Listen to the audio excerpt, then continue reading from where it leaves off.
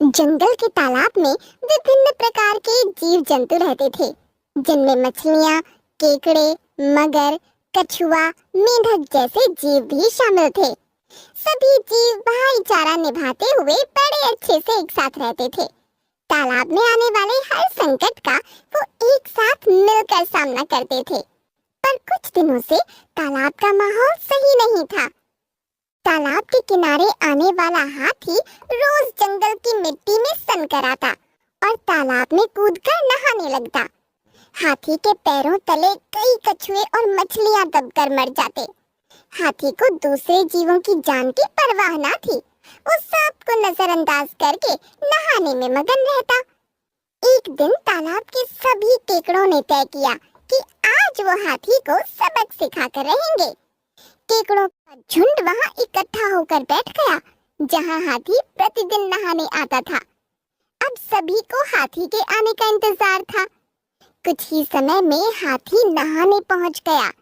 सभी केकड़ों ने हाथी को पूरी ताकत के साथ काटने की कोशिश की, पर हाथी की मोटी चमड़ी को केकड़ों से कुछ फर्क नहीं पड़ा।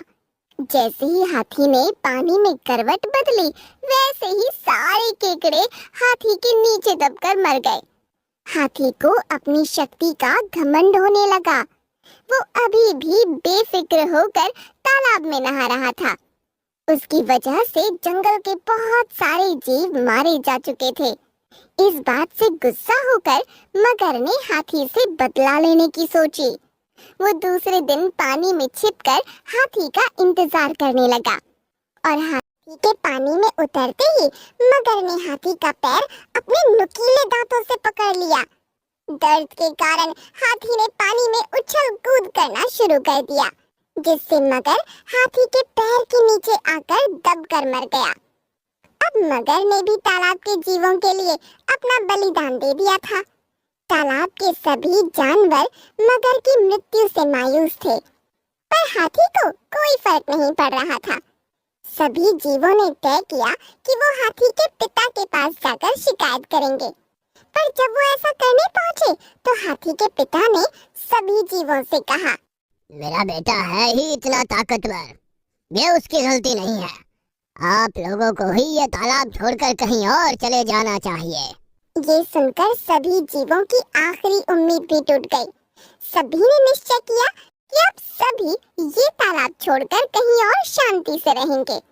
सभी एक साथ दूसरे तालाब की ओर जाने लगे, पर तभी उन्हें एक मछली दिखाई दी, जिसे देखकर कछुए ने कहा, तुम तो वही मछली हो ना, जिसके पास आने से बिजली के जोरदार झटके लगते हैं? हाँ, मैं वही मछली हूँ।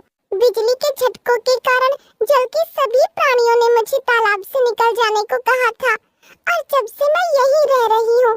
पर आप लोग तालाब छोड़कर कहाँ जा रहे हो?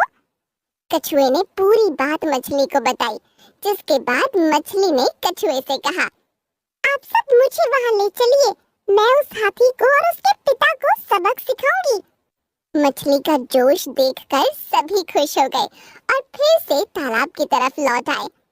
अब मछली अपनी बिजली की शक्ति के साथ हाथी के आने का इंतजार करने लगी, और सभी जीव उसे दूर से देख रहे थे कि तभी वहाँ हाथी स्नान करने पहुँच गया।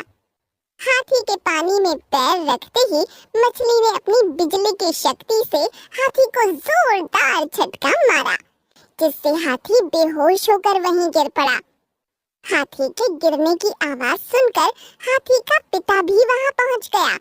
अपने बच्चे को बेहोश देखकर वो परेशान होकर रोने लगा, और रोते रोते उसने कछुए से पूछा, कछुआ भाई, मेरे बेटे को क्या हो गया है? कृपया मुझे बताइए। अब ये हमेशा के लिए आपको छोड़कर चला गया है? नहीं, ये मेरे साथ बहुत गलत हुआ है। ये सब तो आपके बेटे के बुरे कर्मों का नतीजा है।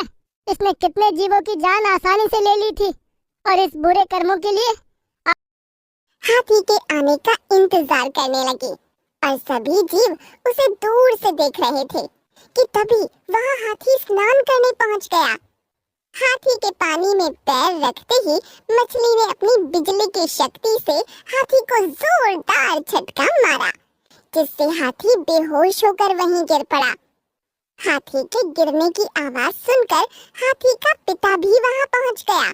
अपने बच्चे को बेहोश देखकर वो परेशान होकर रोने लगा और रोते रोते उसने कछुए से पूछा, कछुआ भाई, मेरे बेटे को क्या हो गया है? कृपया मुझे बताइए। अब ये हमेशा के लिए आपको छोड़कर चला गया है। नहीं, ये मेरे साथ बहुत गलत हुआ है। ये सब तो आपके बेटे के बुरे कर्मों का नतीजा है। इसने कितने जीवों की जान आसानी से ले ली थी और इस बुरे कर्मों के लिए आपने भी उसे नहीं रोका। आपके बेटे की मृत्यु का कारण आप स्वयं ही है। हाथी का पिता रोते हुए सभी जीवों से माफी मांगने लगा, जिसे देखकर सभी को उस पर दया आने लगी और कछुए ने सच बोलते हुए हाथी के पिता से कहा, घबराइए मत, आपका बेटा कुछ ही देर में होश में आ जाएगा। ये सब हमने आप लोगों को सबक सिखाने के लिए किया था।